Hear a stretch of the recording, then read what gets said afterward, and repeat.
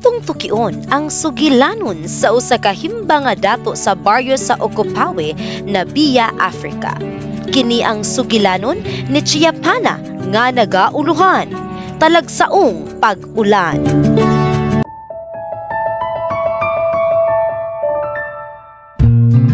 Sa disyerto sa Namibia, nagpuyo ang himba, usa ka semi-nomadikong tribo nga nagdala sa ilang mga baka ug kanding gikan sa usa ka tinugdan sa tubig ngadto sa laing dapit aron makasiguro og tubig. Sa panahon sa ting-ulan, sila mobalik sa ilang mga puloy-anan nga gitawag og homestead aron magtanom og mais. Si Chiapana ang dato sa Ocopawe, usa ka baryo nga gilangkuban sa 15 ka pamilya. Siya 82 anyos na, adunay 4 ka asawa ug daghang anak ug apo. Nakakaton siya kabahin sa Dios gikan sa iyang ginikanan nga unang nakadungog sa ebanghelyo sa unang Adventistang misyonaryo sa ilang lugar, nga resulta sa 13th Sabbath offering ni adtong 1993. Ingon nga dato, miimbita siya og Bible worker aron magtudlo sa iyang mga tao bahin sa Dios. Ang pagtigom ginahimo ilalom sa kahoy matag Sabado. Bisan dili siya kabalo mobasa, maminaw gayud siya sa pagbasa sa Biblia ug sa mga pagtulunan. Sa panahon sa evangelistikong meeting, nagampo ang Bible worker ug ulan tungod kay grabe ang kamalasayuta.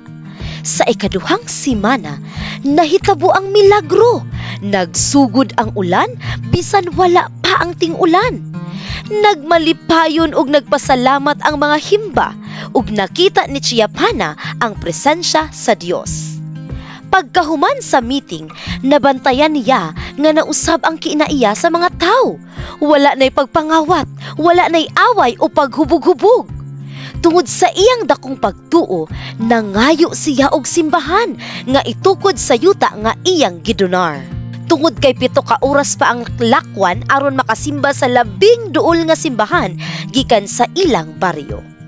Bisan pa niini, padayon silang nagsimba ilalom sa kahoy matag Sabado o ginatudloan sa Bible worker matag simana sa matag homestead. Ikaw ug ako gibuhat sa dagway sa Dios, matod pa ni Chiapana. Busa siya among gipangita, dugang pa niya.